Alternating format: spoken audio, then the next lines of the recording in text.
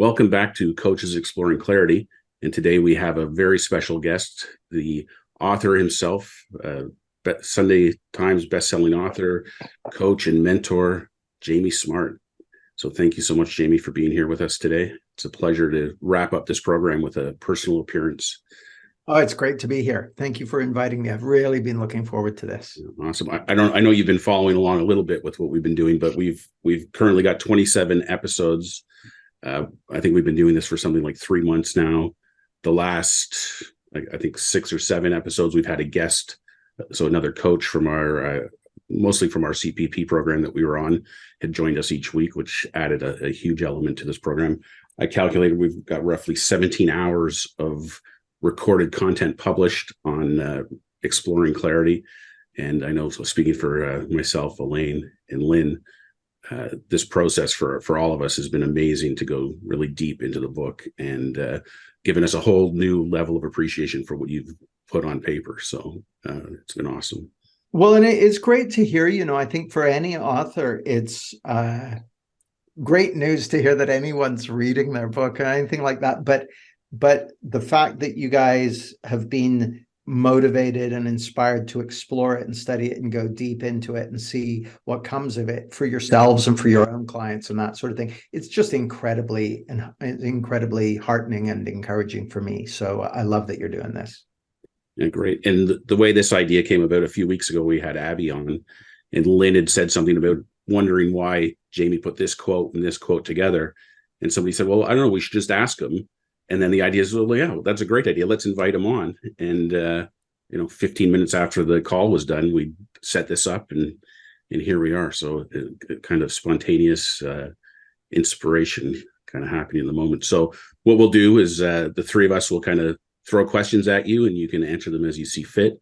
And we'll just get right into it. So I'll invite Lynn or Elaine, somebody to jump in with the question 1, and we'll go from there.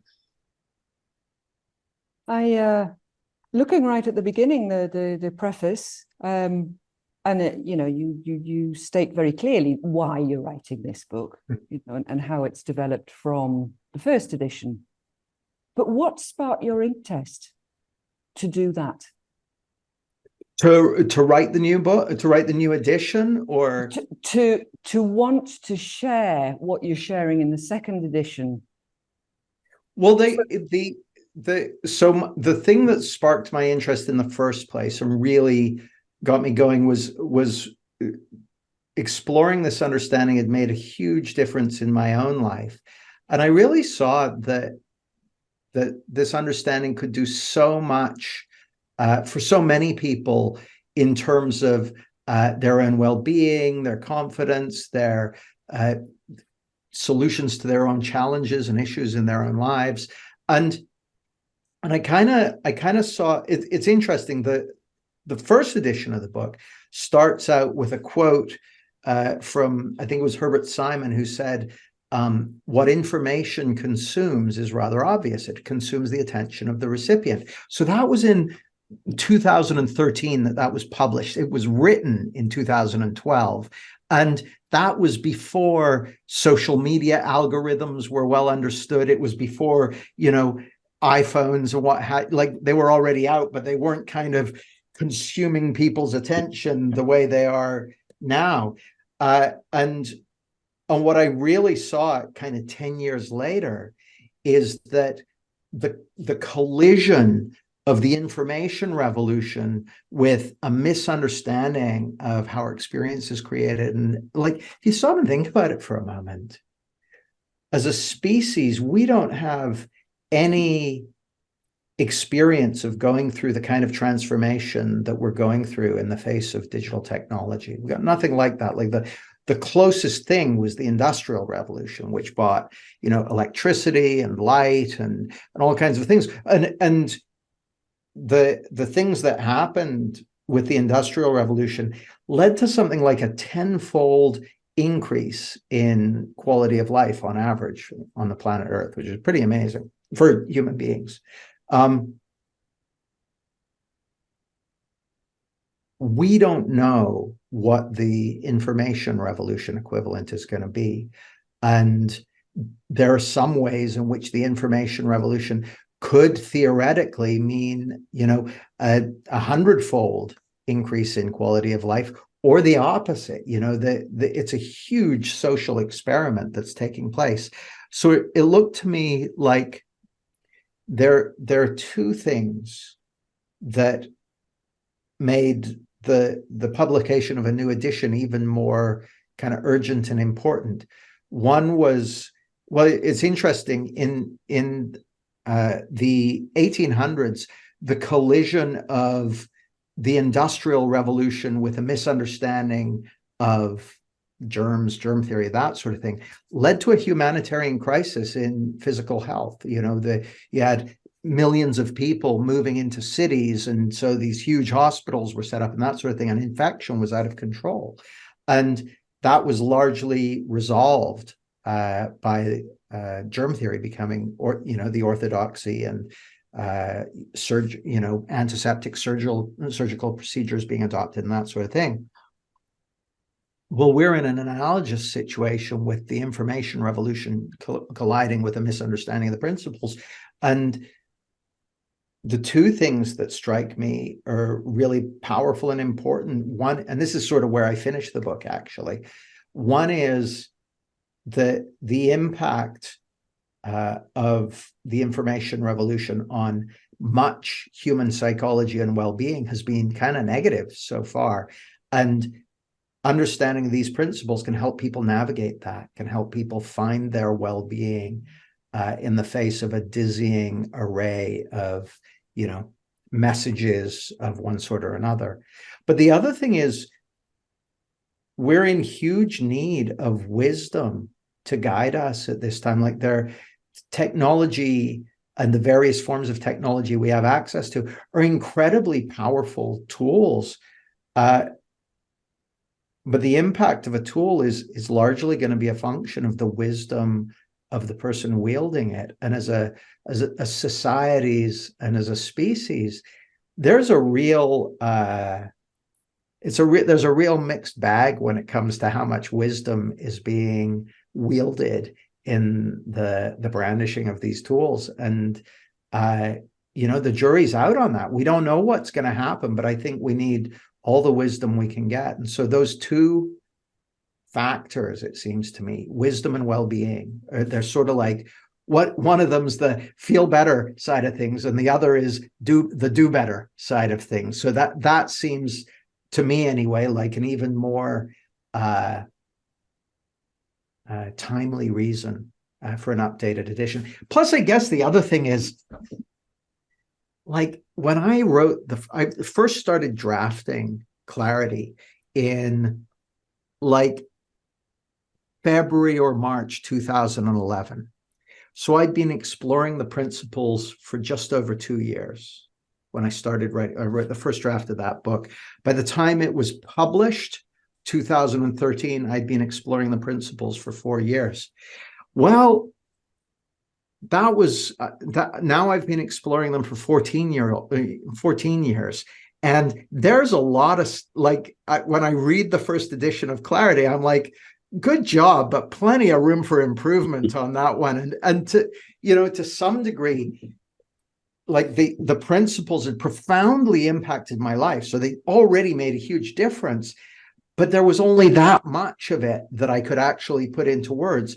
Well, now they've made an even bigger difference in my life, and there's like that much of it that I can put into words. So there's the challenge of trying to take something that's profoundly transformational and translate it into words on the page, and only a certain amount of that gets into pen and ink. But I think I'm seeing it clearer now. So it was great to have an opportunity to update it from that perspective as well. Fabulous. You want to go next, Lynn? Yes, please. Before Greg hit record, Jamie, this was not one of my questions, but here we go. You referred to message, timing, and poetry. And throughout this whole series, we have often commented, and I don't know how it's come out, but geez, I wonder how he decided to put this bit here and look at the flow here and how the paragraphs are flowing together, and the message is it's sort of like the message started like this and it came to a point. So when you said message, timing, and poetry, it's like, how did you come about that? How did that arise for you, and how did it develop? Two ways. So the first way, like all of my written work, how I write is how I speak. So there's a process I go through, which is I'll have ideas or insights or a way of thinking about things. And often those will come up while I'm coaching someone or while I'm teaching a course or while I'm talking to someone. And then there's a process by which the articulation of that message and the value of that message gets refined. So I may write it out in an article, and then I may, let's say I have an idea during a coaching session where I convey. I'll give you an example. I was teaching a taster session for coaches a month or so ago, and during the session, someone asked a question. It was someone who was very new to the principles, but I think they had a background in martial arts, and they were trying to understand why principles were even relevant. And this is someone who had a ton of experience as a coach, like 20 plus years experience as a coach, but it hadn't come across these principles before. And it was kind of like, why are they relevant, or what's the value in it? And I said, well, the inventor of Aikido, Morihei Ueshiba, was once asked, and this is a guy who's a brilliant martial artist, right? And he was once asked, do you ever use weapons? And he said, oh yeah. He said, if I'm in a conflict, I use the biggest weapon I can find, the earth, because he understood that the principle of gravity, he had such a nuanced understanding of it that he could use it any way he wanted. And I said that there's like this huge value that comes from having an understanding of pre-existing facts, and that'll do a lot of the heavy lifting for you. So I use this it just came to me in this taster session. And then I've found myself using it to explain things to clients one-to-one, and in another. Well, I wouldn't be surprised if I end up writing an article about it or something like that. So there's that loop whereby an idea comes to me, and it may go into print first, and then, or it may be in a coaching session first, or it may be in a group session first. But after a period of time, I've had time to kind of learn that metaphor or learn that way of talking about things. So I've kind of, this is going to sound like I'm up my own bum, but they say when stand-up comedians first write a new joke or something like that, they then need to go try it out in their act, and they refine it and they tweak it and they tune it until it's really landing right. And I kind of see it like that, like when an idea or a metaphor or whatever it might be first, or a way of explaining something first comes to me, it's a starting point, but it's not necessarily that great. So it takes me some time to find out where are the right places to put the emphasis, the timing, that sort of thing. Now, sometimes it just comes out and it's the perfect thing at the perfect time. But often, at least when it comes to teaching and writing, it's something that's tried and tested. Like there's stuff in Clarity, the first edition, that I loved, but I loved when I wrote it, but it actually didn't stand the test of time. Give you a great example. At the back of the first edition of Clarity, there's a section called innate thinking. And I use the term innate thinking all the way through it. And I came up with this idea, innate thinking, a great way to talk about the principles and that sort of thing. It was a great idea, but I never used it. It was in the book, and then I never used, like it was great on paper, but didn't translate into the real world. So that was a good lesson for me. Like, you've got to be careful of that sort of thing. So the first way that I developed the timing, the rhythm, all that sort of stuff is through that learning loop of kind of coaching, training, writing, coaching, speaking, writing. Like They're finding out what actually lands with people, what makes sense with people, what hits the spot with people. That's the first way. But then the second way is when I wrote the first edition of Clarity, it was quite a big book. It's probably like 60,000 words or something like that. And when I got invited to write the little book of Clarity, the publisher said, it needs to be half the size. You need to get rid of half the words. Well, that was kind of an interesting challenge because it forced me to trim it down to just the essential parts, what absolutely has to be there. And then, and as well gave me an opportunity to clean things up, because even when I wrote the little book of Clarity, I was a couple of years deeper into the learning. So it gave me a chance to clean things up.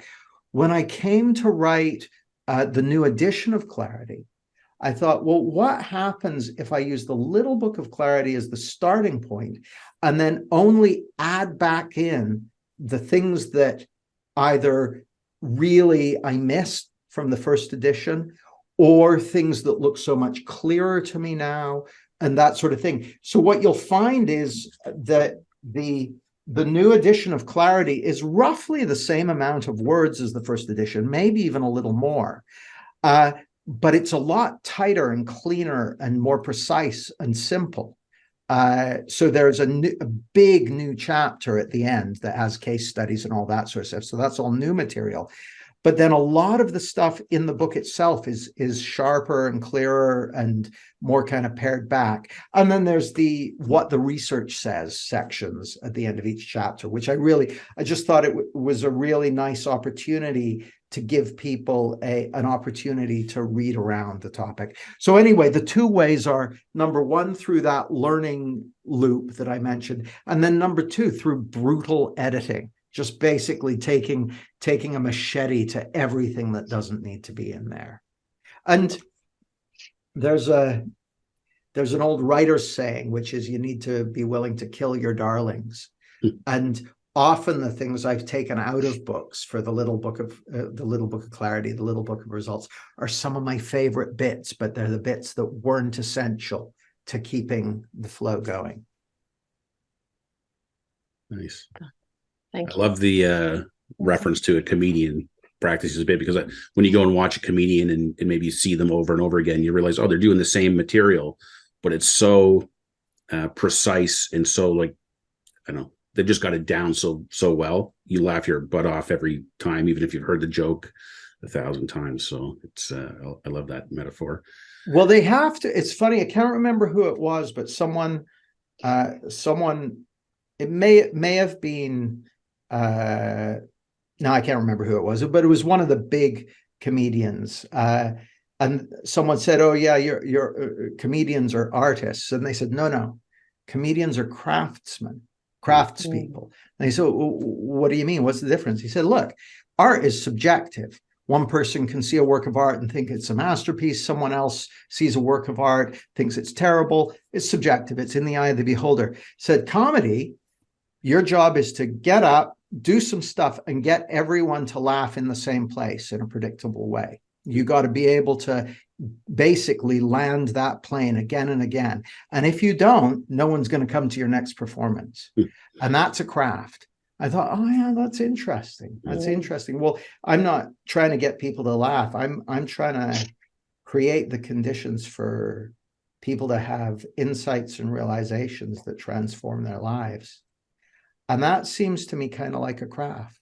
It's a craft, like it's something that I've been practicing and learning how to do for some time, and it's something that has benefited from practice and learning and study and that sort of thing. And it's the same with the books. You know, the idea of the book is to be able to land that plane for people in the area based on my experience. Here's the learning journey that will help people get a deeper understanding of this stuff we're pointing to, and here are the obstacles they're likely to run up against. Now, how can I help them clear those obstacles on the way?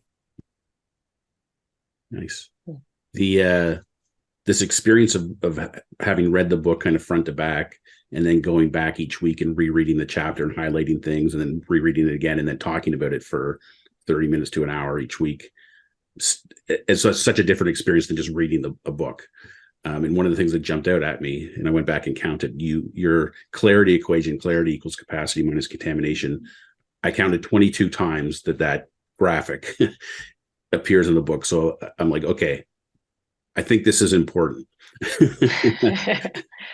So I thought I'd ask you about that. Like that seems to be a drum you're banging over and over again, at least in the first half of the book. Maybe you could enlighten us as to why that is and what's so important about that equation. Well, from my perspective, the story of that equation, actually, I was doing an intensive with a corporate client, and I was like half an hour, maybe not even that long into the first session, and he goes, "Hey, this isn't working for me." And this guy's paid me a ton of money. We've got 3 days in this luxury hotel. We're very first session. He's like, "This isn't working for me." He goes, "I'm going to need an equation for how this is going to work." And I'm like, shit, I haven't got an equation. I've just got this understanding. Oh God, what am I going to, and I'm like freaking out, right? On the inside. And then it hits me. Where do you believe your experience is coming from? And I'm like, oh, I'm freaking out because of something that's going on in my own mind, not because of something that's going on in the world. So I immediately settle down, and then it comes to me. And I write I said, here's your equation. I said, you plus a misunderstanding equals stuck. And he was like, because that was what was going on for him. He'd done great in his career and all this stuff, built successful businesses. And now he was stuck in purpose and work and all this stuff as something wasn't right. I said, you plus a misunderstanding equals stuck. He's like, oh, I like it. That's excellent. I said, oh, it gets better. He had been telling me about how when he was a teenager, he used to be like really spontaneous and full of fun and life and all this sort of stuff. And like at the time we were working together, he had one of those big wrinkly foreheads of tension and that sort of thing. And I'm like, oh, so I go, it gets better. I said, you plus misunderstanding equals stuck. You minus a misunderstanding equals spontaneity, freedom, clarity, love, peace, connection, joy, creativity. He's like, I'm in. Brilliant. That's just the ticket. So we're like, okay, let's go. Now, here's the interesting thing. I told that story. This is the process I was talking to Lynne about, right? I told that story to people, and I found that idea of it, the idea that you minus a misunderstanding equals everything you're looking for. And I thought, actually, that's a really great way of talking about the power of these principles, because most approaches are additive. They give you things to do and practice and memorize to change the way you see the world, the way you think, all that sort of stuff, and get the results you want, which is fine. But the thing that seems profound and unique about this understanding, it's relentlessly subtractive. And that, as I reflected on it, I thought, well, that's actually true of the nature of principles themselves. When you get an understanding of how some aspect of life already works, it clears away misunderstanding. You go, oh, I get it. And a whole bunch of stuff that looked complex or was over-engineered or whatever suddenly disappeared and is replaced with something elegant and simple. And I thought, well, that's the nature of how this works. And so it became the clarity equation. Clarity equals, we have this innate capacity for resilience, for insight, for transformation, for well-being, peace, love, all those innate qualities.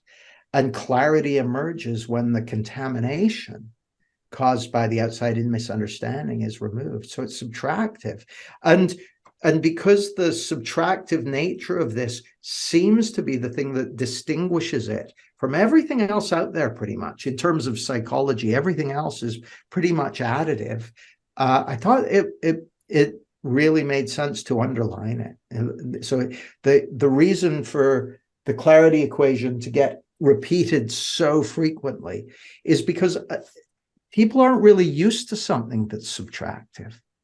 They're, in a way, if you stop and think about it, our ego, our intellect, however you want to think about it, it's additive. It's oriented to the additive. So that's why, people, every magazine publisher knows that if they want to sell a bunch of magazines in the summer, they just need to put 5 tips to a swimsuit body, or the 5 best holiday locations, or the 5 best foods to eat to make sure you, I don't know, lose weight while you sleep, or whatever it might be.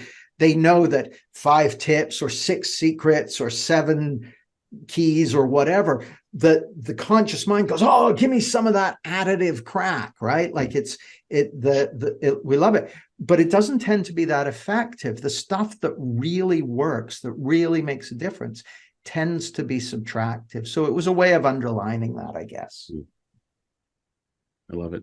I love the simplicity of it too. It's and even though it's simple, I mean, you could probably talk for hours just on each of those components of the equation. So Sure.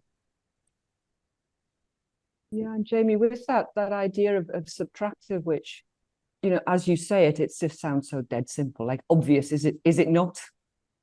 And yet many of us struggle to actually get a grasp of that idea, and to be able to embody it, embrace it in their lives, and also in the context of looking how over time, and I'm talking about the hundreds of years that have brought us through the various eras, let's say, so through from the Industrial Revolution right through the technological revolution to now, which we're considering a paradigm shift.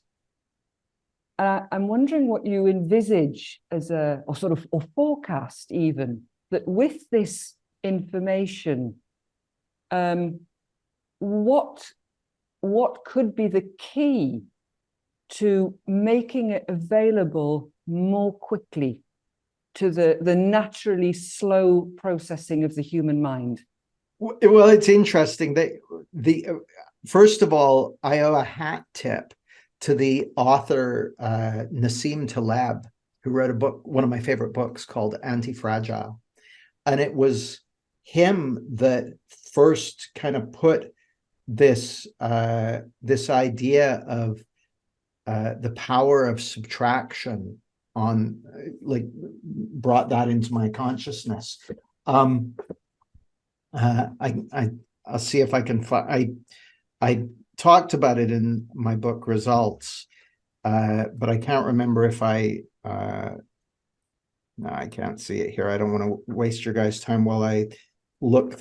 I have a feeling this might be quite interesting to you guys. So if you'll bear with me for another 15 seconds, I'll see. We love it that you waste our time, Jamie. We just we're all ears. 10 to 111.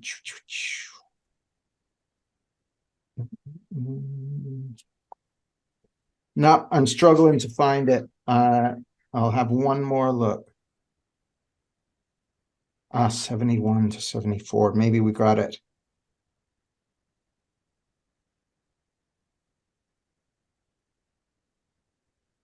Yeah, so I said in his fascinating book, Anti-Fragile, best-selling and author and risk analyst Nassim Nicholas Taleb explains that we tend to be suckers for positive advice, what he calls positive advice. The additive approaches offered by how-to books, government interventions, crash diets, medication prescriptions, get-rich-quick schemes, etc.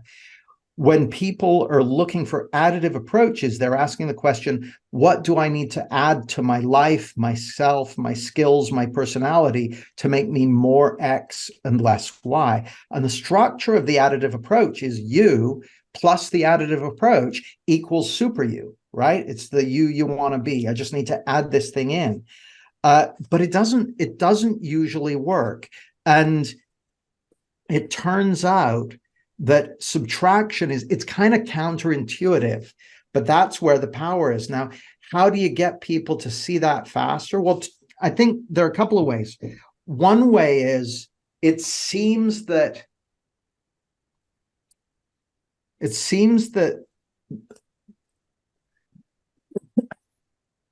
this thing called the network effect. I think I mentioned it. Yeah, I mentioned it in the new edition of Clarity, which is an easy way of imagining it is when only one person had a fax machine, it was a pretty useless thing. But once 1,000 people had fax machines, it was much more valuable. Or when only one person had a phone or an email address or whatever, it's not much use. So the value of the network, if I remember correctly, the value of the network increases as a function of, I don't know, the square of the number of nodes in the network or something like that. So if you think of it like two mobile phone companies, so let's imagine for a moment there were only two mobile phone companies in the world, and you're either with one of them or the other one. Well, as each subscriber moves from one phone company to the other, that new phone company gets more power and the other one gets weaker. Well, I think it's also true with this understanding. I think it's easier to learn it, easier to grasp it, to grok it today than it was 10 years ago or 20 years ago. Because more people get it at a deep level, but also there are all these ways of learning about it and that sort of thing. How to make it more quickly learnable? Well, that's what I put a bunch of my time, energy, and effort into. And I'd love to say, yeah, we come on by leaps and bounds, but yeah, it's because it's kind of interesting.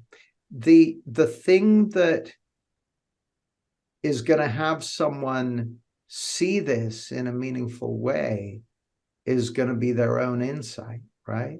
So there's good news and bad news in that. One piece of good news is that there's no hierarchy in terms of insight. Like any one of us could have an insight before the end of this call that has us seeing the truth of reality and of our nature even more deeply than Sid Banks did, right? Like that potential exists within every human being, regardless of their educational attainment, regardless of whether they went to university, regardless of whether they got told they were a slow learner when they're a kid, regardless of how much they read or don't read, regardless of how long they've spent exploring this understanding or not. There's no hierarchy. There's no progression path. Anyone can have an insight into the truth of this understanding anytime, under any conditions, and at least at the level of principle, could be skyrocketed to seeing it more deeply than anyone you or me have ever met, right? Like that. And that potential is there for every single human being. Now, most of us aren't used to that as a learning pathway, right? We're used to something much more incremental. And yeah, well, first you get your, I don't know, white belt, and then you get your yellow belt, and then you get your green belt, and that sort of thing. We've got this idea of linear progression, which makes sense because for most of our history as human beings, we've lived in a world where the most important things that we're aware of were linear. If you wanted to go from here to over there, you'd have to take 100 linear steps. And if an animal is 10 times as big as you need to act accordingly and all that sort of stuff. So we've evolved for a world the world of form is predominantly linear and increase. And, if you want to be 10 times better than someone else at guitar, you got to practice way more and all that sort of stuff. So in the world of the physical, linearity kind of makes sense. But at the spiritual level, learning is exponential. Sid Banks used to say, one insight can jump you ahead 10 years. And I think what he was referring to was in terms of how long it might take someone to make that progress in a linear way. And I've seen that in my own life, and I've seen that in the lives of my clients. One insight can absolutely transform an aspect of your life or your work or anything, because it takes away all the misunderstanding and leaves you seeing reality more clearly. So So the good news, bad news. The good news is it's an exponential learning curve rather than a linear learning curve, which means anyone, no matter how new to it they are, no matter what ideas they have of themselves, can go from 0 to 100 in a heartbeat. So that's the good news. The bad news is you don't know when that's going to happen. You don't know, like, it's there in potential for all of us, but you don't know how it's going to work. I'll give you a funny example. I was talking to someone about clarity certification training, and they said, "Oh, well, Jamie, why does it take 10 months?" I said, "Well, it doesn't really. I mean, I said, the thing that's going to make a difference to you in terms of embedding these skills are going to be the insights you have. You're going to have insights, and those insights, they might take less than a second. And in the course of a program, I don't know, maybe you have a dozen of them or something like that. So actually, it's probably only 12 seconds that we're on the lookout for. It's just we don't know when they're going to happen. So you just want to be in the room when they're showing up. And it's interesting because often I can gauge, you asked about the speed that people are learning at. When I'm looking out at a group of people, I've had the experience where I'm working with a group, and we'll have those experiences where the group kind of quietens down. It's like we all step into that insight-friendly space together. And then I'll see one or two people in the group whip out their notepads and start making notes. And I'm like, they just left the room at the very moment when they were most likely to get impacted. So I think the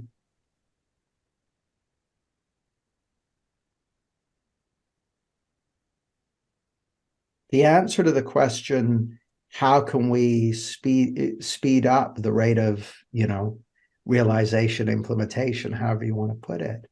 It's two things. I think one is pointing people to the power of insight, the power of realization that everyone has within them. And to some degree, that's going to require, starting with people who are interested. It's one of the reasons I love working with coaches and change workers, because these are people who are interested in that, who are interested in how do people change, how do people transform. So one is seeing for yourself the transformational power that realization and insight offer. Because if you're going to learn it and you're going to learn it quickly, well, you got to see that it's relevant, that it's worth learning. So that's the first thing, see the value of it. And then the second thing is make it as easy as possible for people to spend time in that insight-friendly space. Those look like, but in terms of how you do that, that's been my project, if you like, for the last 14 years, is finding ways to do that with individuals and with groups and through books and that sort of thing. It's still something I find profoundly fascinating. Yeah. Thanks, Jamie. Awesome. Just on the back end of that, it just needed to remind myself, thank you, that I suppose the paradox is that insight, that who you really are and what we're talking about and where clarity resides, does not know time. Yeah, it's true. I think that's which of course is difficult for the human to kind of grasp. Well, yeah, I mean, in a way, this points us back to a lot of the wisdom traditions and meditation traditions and that sort of thing. There's an aspect of each one of us that is, or presence, you could say. And there's a very real way in which all that ever exists is this moment, right? Everything else is apprehended through memory or through imagination or whatever, but all any of us truly have is this moment. And so there's a very real way in which time is an illusion, as Albert Einstein said, albeit a very compelling one. So yeah, But I think that also points us back to the hopefulness of this. That's why the whole time served piece isn't relevant. I've been exploring this for 14 years. Well, it tells you I've been up to something for a while, but it doesn't tell you how much, someone could rock up tomorrow who who read one of my books day before yesterday, got profoundly impacted, spends half an hour talking to me and goes, that guy doesn't get it. That would be like, or that guy is X percent has his head up his bum, which would be true. Like I've seen things that have profoundly impacted my life, and I've had ways of talking about them that I now don't talk about. Like, it just doesn't make sense to me to talk about it like that. But at the time, that looked to me like my best stuff, right? And now I'm like, yeah, I wouldn't really put it like that. It was off, but it looked legit at the time. So, you just got to call it like you see it at the time, to the best of your ability. Fabulous.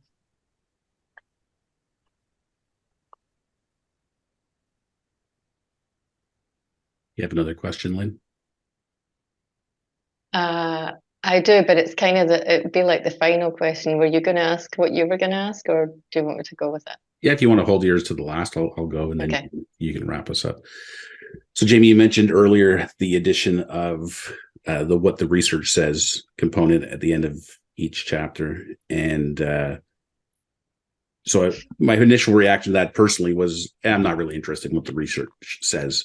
But the more I got into it, the more valuable I realized that was. And then I kind of got this feeling like, oh, okay, this is for to help bring people along who maybe aren't into the spiritual side or something, like just it's to stroke their intellectual brain a little bit, that this stuff is rooted in science.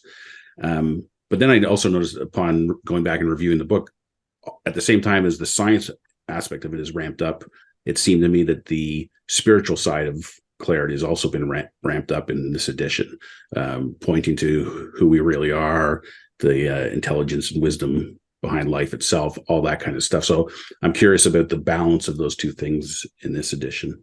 It's a great question, Greg. And you remember earlier I said that early on, like within the first year even of exploring these principles, my life was profoundly impacted. I had insights and realizations that made a huge difference to me in my life. And one of those was seeing something about true nature, about who I really am, right? But then when I came to put it into print in like 2011, 12, 13, I didn't even know how to talk about that. Mostly the first edition of Clarity was about your feeling thought in the moment. That was the kind of the main theme of it. And yeah, there's this other stuff too. So part of what I wanted to do with the new edition was to really kind of bring that up to date with, now that I was able to talk more coherently and had an understanding of who we really are, that I was able to share with people. I wanted to bring that into it because it looks, you've heard me say, I'm sure, that I believe the two most valuable things we can discover are how experience is created and who we really are. Well, the first edition of Clarity was mostly about how your experience is created, because I didn't really know much to say about who we really are. And I just kind of got that more kind of under my feet now. I've got a better sense of that. So I wanted to bring that aspect of it as much into my as much into what I was sharing in the book as I could. It seemed like that would make it a better book, If we then jump to what the research says, my purpose in that was several-fold. My goal with including that in the book, and at the end of each chapter, was to help the reader build their own reference experience. See, how I see it is that if these are pre-existing principles, which I believe they are, then they're there to be seen.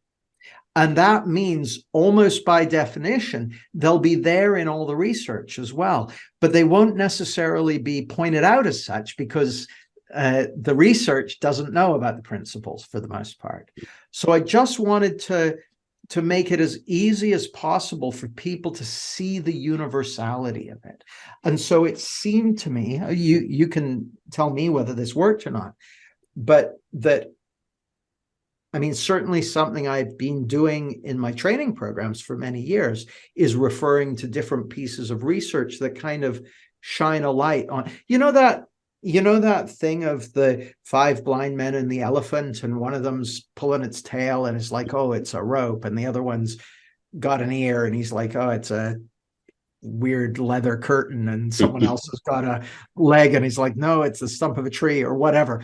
Well, because the thing that's going to have you realize this is your own insights, I'm trying to kind of fill in the kind of create that thing for people to kind of feel the different shapes of it, to see the different shapes of it, the different shadows of it in different places so they can grok it for themselves. So it was less so that I could convince the reader of anything. It was less about that. It was more to make it easier and easier for people to have their own reference experience for their own understanding, to see the pre-existing nature of it. But the other thing is, I wanted to make it easier for practitioners, coaches, therapists, change workers to have some stuff to fall back on when their own clients were asking them about it, what's the scientific basis for this and that sort of thing. Because ultimately, the experiments that are going to be meaningful to people are the ones they do in their own neurology, right? The ones that they conduct in their own experience. So it was rather than being, my sense is for someone to read this book and get into it, they've kind of got to let themselves be swept away by the book anyway. And given that I think it may even be the first piece of research was about psilocybin mushrooms, that's not going to be compelling to every reader anyway. But I want people to start, what I tried to do with the research is point at the way that the principles are showing up throughout these pieces of research in a way that where it might be missed if you didn't know to look for it, so that people would build their own reference experience. I'm just going to keep saying build your own reference experience until you guys tell me to shut up. So I'll just shut up. That makes sense. So that was my purpose in doing it. I didn't, by the way, Greg, I didn't specifically set out to balance the two. It was more like, okay, I want to make sure that I'm speaking to true identity in this book. So where are the places where that deserves to be in there? And I just didn't know how to write about it before. So that was that one. And then the idea of doing what the research said, just like, I'm going to throw that one of those in at the end of each chapter. And then it became a matter of saying, okay, what things are going to best support which chapters? Great. Thank you. All right, Lynne, bring us home. Well, I'm curious. I don't know how many questions we've asked. You probably noticed, Greg. Is there anything that we haven't asked that you hoped we had, Jamie, or any point that you would like to get across that we haven't touched on? Well, there's no question that I'd hoped you'd ask, because I hadn't really thought about it in that respect. But is there any point that I'd like to get across?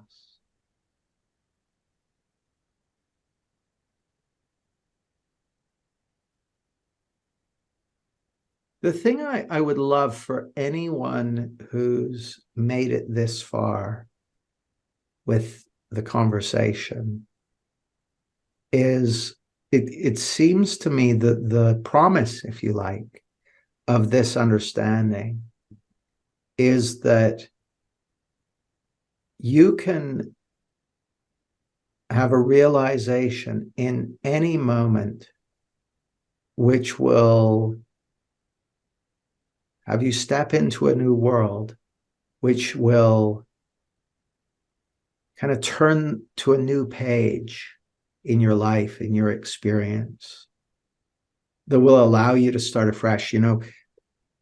Sid Banks's first kind of fiction can't remember what the correct word for it is, but it was a book called Second Chance. And the idea of a second chance seems really, really pertinent to this understanding, which is that in any moment, you have a chance to see all of life afresh, regardless of what may have happened to you, regardless of how long you may have been working on yourself, regardless of your ideas about yourself and the world. In any moment, your innate capacity for resilience and realization and transformation, your innate capacity for insight, means that you could see something in any moment which changes not only how you relate to the world, but changes the world you occupy. Because in a very real sense, the world each of us occupies is a thought-generated world. While there are some foundational principles that govern how the world you occupy works, so for instance, gravity and electricity and that sort of thing, the shape, the tone, the color, the feel, the sense of possibility, the things, the love, the connection, the things that really matter in life are a function of a thought-generated construct that seems to us like reality. It seems to us like we're wandering around, each of us, in the way that the world really is and the way that we really are. But all of that can transform in a heartbeat, and in any moment, you can step into a new world. And to me, that's the thing that it's so easy for me to overlook. It's so easy for me to believe, even with my understanding of the principles, it's really easy for me to believe, okay, I live in a world that is the way it is, and I could have an insight that will allow me to function better or be more effective or successful or whatever in the world that is the way it is. And what I overlook is, no, in any moment, the world which you have believed was the way it was can transform into a different world. And when that happens, more beauty, more richness, more love, more joy, more peace, more possibility flows into that world and into your life. So that's what is looking fresh to me today. So I'm glad you asked the question, Lynn. Thank you. I'd have just one tiny, very brief, quick question. That's okay. What next on the book front? Oh, on the book front, well, I'm writing a book for coaches and change workers. I have always, when I first got into this work, it was because I was fascinated with this idea that there are people who could be so skilled at communicating that they could talk to someone and that person's world would change in a positive direction. That was 25 years ago. I first discovered that that's a thing, and I'm still fascinated by it. And my books up until now have been kind of general books that anyone could read, that someone going through an airport or whatever could read and would get value from it. And that's great. I've never written a book that's specifically aimed at showing coaches, therapists, change workers, transformation professionals what it is that can allow you to have a seemingly magical impact in someone's life. So I'm writing a book about that. That sounds really exciting. Yay. Greg, Lynn, are we going to fix a date in the diary for the next one with Jamie? Yeah, that sounds like our next episode, our next program. Yeah. Well, Jamie, I just want to thank you That's for been joining great. us today. This has been a Thank you. perfect ending to several months of exploration on our part. So it's been a terrific conversation. And as always, it's been great to be with you. Well, and likewise, I love what you guys are up to. I feel very honored to be able to have this conversation with you. And I feel very grateful that we have people who are watching and listening and being impacted by it, and to be able to do what I do. So thanks, guys, and keep up the great work. Thanks, Jamie. Thank you.